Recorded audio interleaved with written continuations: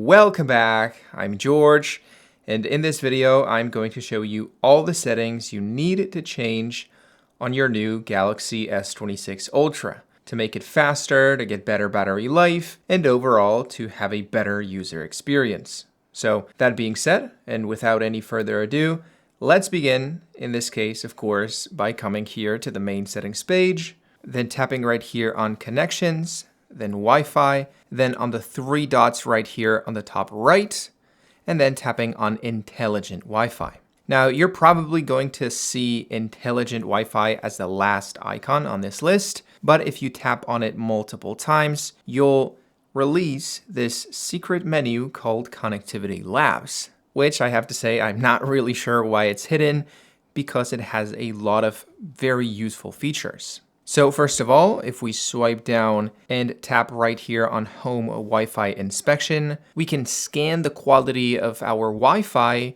in the different areas of our house. So let's tap on Next, then Start, and now you can just grab your phone, walk around your house, and check the live speed and quality of your Wi-Fi as you walk across the different areas. This can be incredibly useful if you want to download something heavy or you want to set up your laptop for a video conference. You can now easily see what's the best area in the house for the most stable and fast connection. Now, with that being said, a little bit below, I recommend you turn off Wi-Fi 7 mode, unless you have a really good Wi-Fi 7 router and you need all of that speed. This is going to burn a lot of battery life because Wi-Fi 7 is very demanding.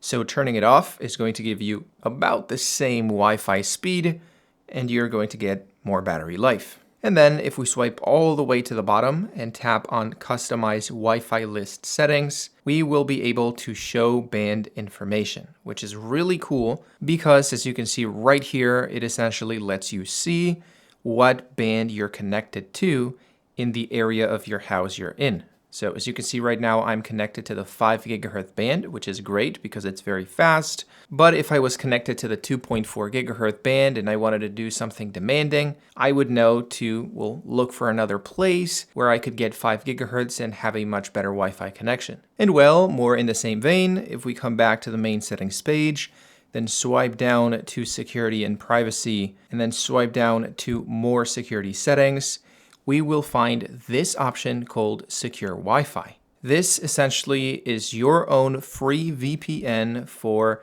the S26 Ultra. As you can see, you can protect your phone enabling the VPN so you can browse the web, any website, without being tracked. This is a guarantee that no hacker, no malicious person is going to be able to track your IP, your location. So it's a great option when you're using a public Wi-Fi or a restaurant Wi-Fi and you don't really know for sure that's safe. You can always come here and turn this on just in case. But anyways, that being said, now we're going to make the S26 Ultra faster. It is very fast, but we're going to make it faster. So let's swipe all the way down on the main settings page, then tap on About Phone, then tap on Software Information, and tap on Build Number 8 times. There we go. It is going to ask for the password, and as you can see, Developer Mode has been turned on, which means that right here on the main settings page, we are going to find another tab all the way at the bottom called Developer Options. Now, this is a very long list of settings. I know it's a little confusing because there's a lot of options, but we're looking for 3 specific ones, which are this ones right here: Window Animation Scale, Transition Animation Scale, and Animator Duration Scale. Now, as you can see, they're set to 1x, all of them, but if we tap, we can actually change this to either a 1.5, 2x, or 5x, which would make them slower, the animations, I mean. Or you can tap on 0.5x, and of course that would make them faster, twice as fast. So if we swipe home, you'll see that everything feels faster. When you scroll, when you open a folder, it's going to feel snappier. And of course, this is not recommended on every phone because it could hurt the performance since it's, working faster. But on the S26 Ultra, a very, very capable phone, this is completely doable. It is going to be fine. It's not going to lead to any glitches or stutters or anything like that. And well, if you want to take it to the next level, you can come back to the main settings page, then tap on accessibility, then tap on vision enhancements, and a little bit below, you'll find an option called reduce animations, which is going to eliminate the animations completely. It's actually not reducing anything, it's deleting all the animations, so everything is going to be immediate. Now, this is not necessarily the most premium feeling setting because it's going to eliminate all the smoothness and all the animations that make the phone feel premium. But if you're all about speed and things being as fast as possible, this is the option you want to turn on. And well, that being said, let's move on to probably the weirdest setting in this entire video. I'm going to show you how to improve your fingerprint speed or fingerprint scanner speed in a pretty weird way. So from the main settings page, let's swipe down to security and privacy, then tap on screen lock and biometrics. It is once again going to ask for the PIN or password. Let's tap on done. Then let's tap on fingerprints. And well, this is going to be weird, but I'm going to ask you to delete or remove all of your fingerprints from the phone. Trust me, this is going to be necessary for the process because we actually want to add those fingerprints again in a slightly different way. So more specifically, I'm going to add 2 fingers at the same time. In this case, my 2 thumbs. So 1, 2, 1, 2. I'm going to do 50-50 with the 2 thumbs. Of course, until I reach 100%, let's tap on done. And then I'm going to do the same thing again. So the same 2 thumbs or fingers you've selected again. 1, 2, 1, 2, trying to do 50-50. There we go. And well, once you're done, once you have 2 fingerprints with 2 fingers on each, you'll see that your fingerprint scanner works a lot faster. And of course, this is not going to be insane because it was already fast on its own, but it is enough of a difference to be noticeable. As you can see, now I just have to barely contact the screen with my finger for it to work. And it is also going to be more reliable. So it's not going to fail as often as it did before. But anyways, that being said, and before we move on, now I actually have something for you watching this video. Okay, so a lot of you know me from this channel, whether it is in front of the camera or back there in the top-down shot. But right now, I'm actually building a new channel that's a little bit more ambitious, where I will be needing some extra help. More specifically, I'm looking for a co-host to be in front of the camera with me, and I'm looking for a videographer to shoot the videos. So if by any chance you're interested in being a co-host on a YouTube channel, or you are a videographer, send me an email to this address so we can talk. But anyway, that being said, let's get back to the S26 Ultra because I have a lot more things I want to show you. So let's come back here to the main settings page, then swipe down to battery, and then tap right here on power saving because on this phone, we are going to find 2 very different power saving modes. First of all, we have standard, which is, well, your typical essential power saving mode that's going to cut on a couple things that you're not going to really notice. And that's good for never. I don't think this is going to be useful in any case, because if you have good battery, then just use the normal mode. And if you are having battery issues, you just have the last 10%. If you want to save as much as possible, then I think maximum would be the ideal option because this is really, really effective. So bottom line, normally you should not use power saving, but if you do, I believe you should use the maximum mode. Then a little bit below, we have battery protection, which in this case could be basic or could be maximum. And in this case, I believe you should permanently have basic enabled. It is not going to be noticeable at all in your daily life. So it's fine, you can just turn it on and forget about it. And then you have maximum, which is of course a little bit better, but it does have some compromises like a maximum amount of charge on your phone. Like if you set it to 85, then your phone will never go past 85% battery life. And of course, that's hurting your user experience. So in this case, I believe basic is fine. It is not going to give you any issues.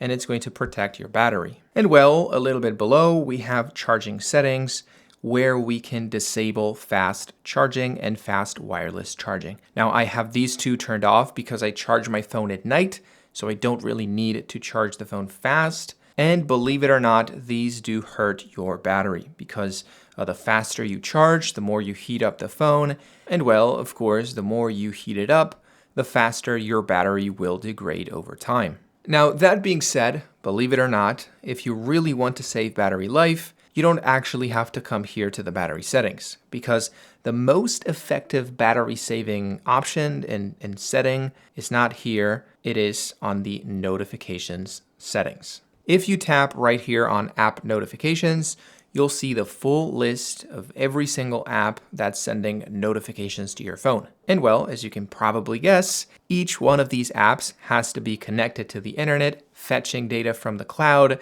and updating in real time all the time in the background.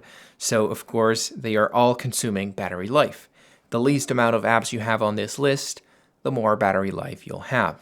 What I suggest is that you leave your essential social media apps and messaging apps on and turn everything else off. You don't necessarily need for Subway Surfers to be sending notifications and burning battery life. You don't need smart things. You don't need Samsung members or any apps you're not really using or you don't really need, because once again, they are all burning battery life. And you'll see on your phone, most of these apps will be on by default. So turning all of these off is going to have a very big impact in your battery life. Now, that being said, and moving on, if we come back here to the main settings page, I want you to make sure that all of your Galaxy AI features are turned on, because as you can see, if you tap right here, there's going to be a very long list with all of the AI options on the phone. And for some reason, some of these options are not going to be turned on by default. So if you quickly browse through all of these options, you can see if they're on and enable anything that's not on, because of course, this is a very expensive phone and you've spent a lot of money on it. So you want to make sure that you're taking advantage of all of the features it offers. But anyways, once again, back here on the main settings page, now I'm going to show you how to improve the sound quality of this phone in like 30 seconds. It is very simple. You have to swipe down to sounds and vibrations right here, then tap on, I think it's at the bottom, sound quality and effects, and then tap on equalizer. This is essentially the shape of the sound. I don't know how to explain it. The shape of the sound that your phone produces, and it can be changed, as you can see, to different modes depending on what you're doing with the phone. If you don't want to touch this because you don't really care, you just leave it on balanced. But if you want the best sound quality possible, set it to clear for audio, so a podcast or a YouTube video, and then dynamic to listen to music or play movies or TV shows.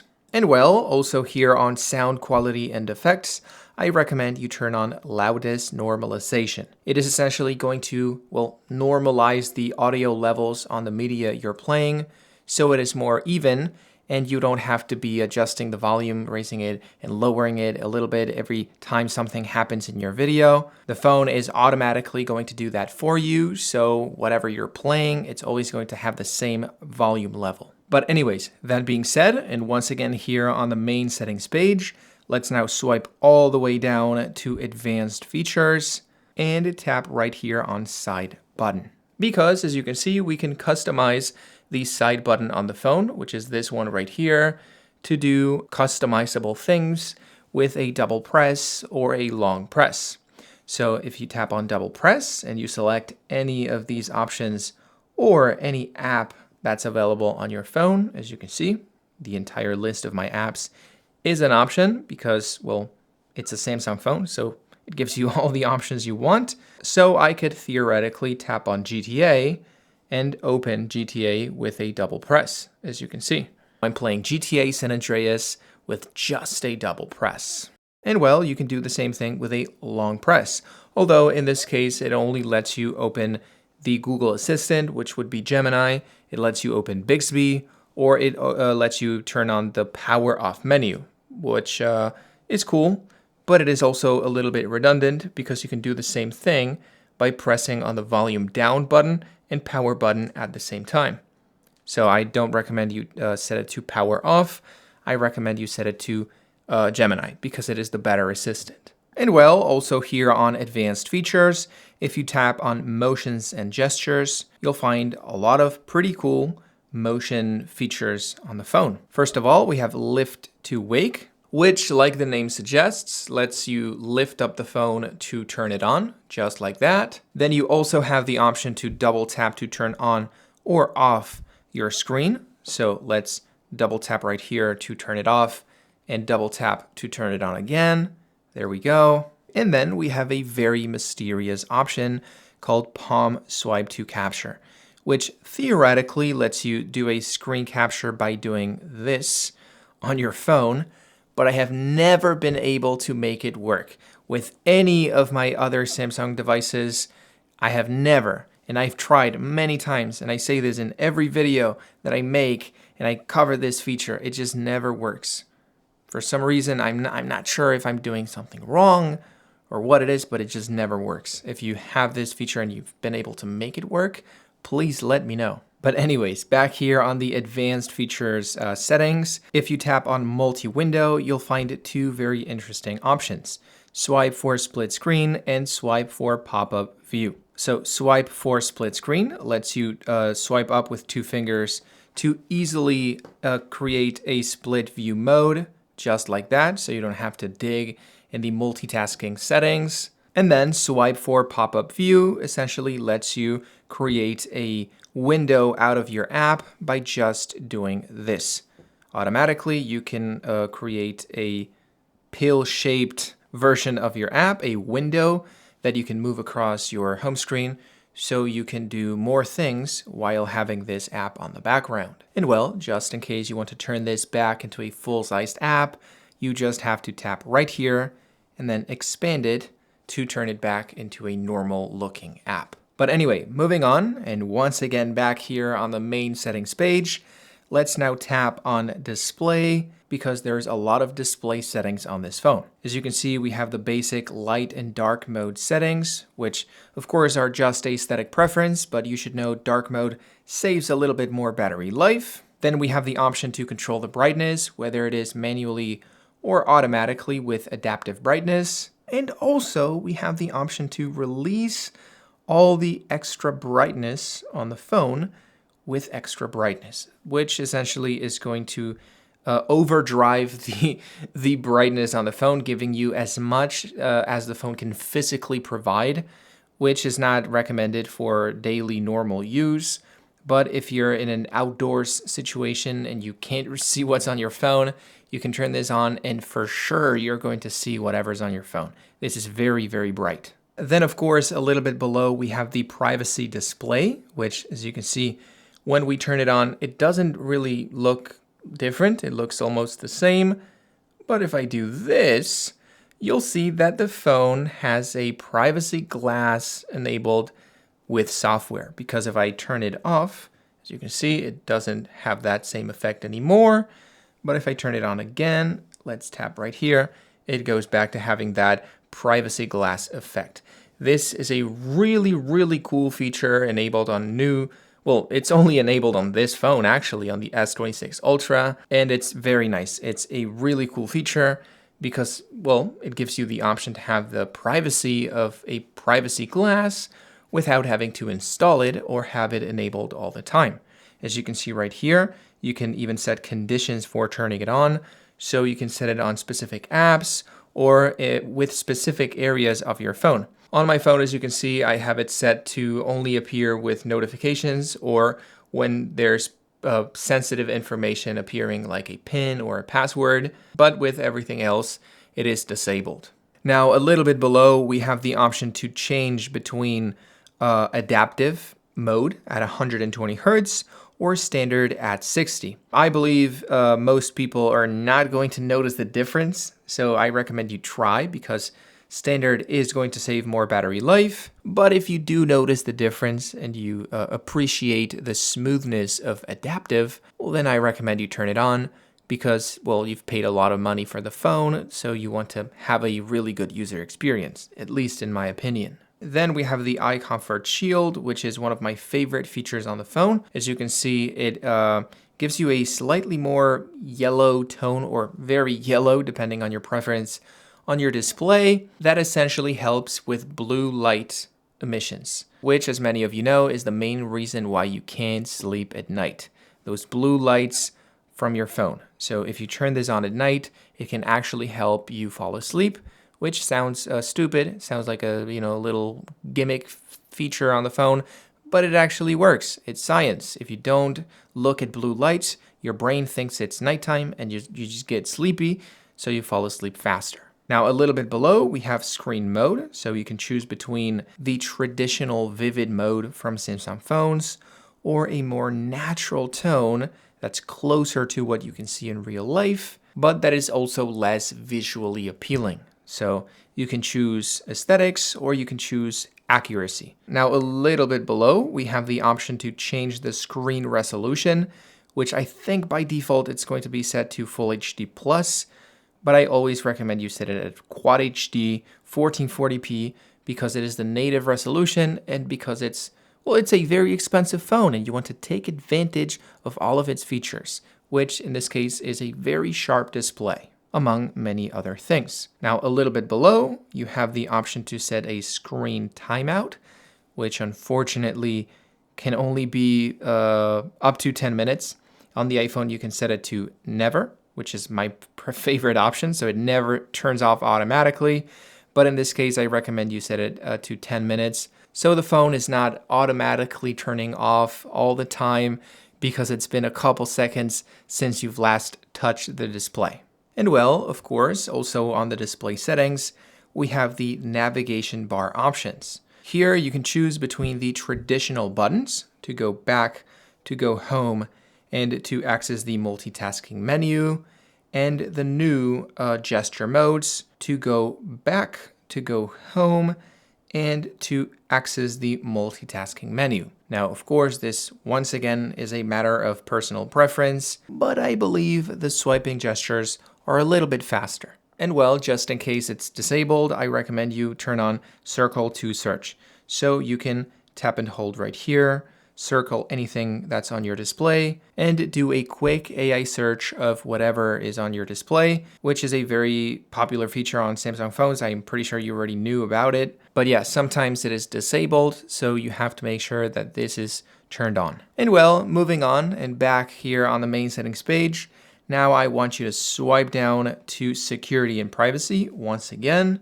Then you want to tap on Lost Device Protection, then tap on Theft Protection. And then right here where it says Failed Authentication Lock, you want to turn it on. As you can see, it is going to lock your phone's screen after a consecutive failed authentication attempt. So if anyone's trying to get into your phone and trying passwords, the phone is automatically going to lock itself so they can't try anymore. And well, also here on Security and Privacy, I recommend you tap on App Security, tap on App Protection, and turn it on.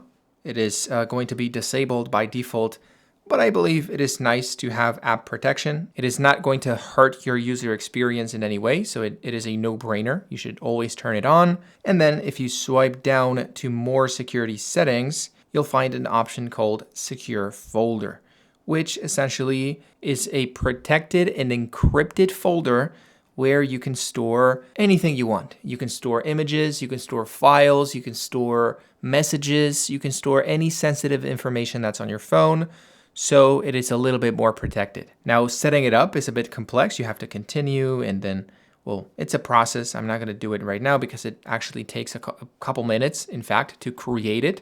I think it's because it's encrypted that it takes more time than usual. But if you have important things on your phone you don't want to leak or to be shown to other people, then I believe it is always a good idea to set up a secure folder. But anyways, that being said, I believe that's everything you needed to know about this phone. If you have any questions regarding anything that I've covered, please tell me down below.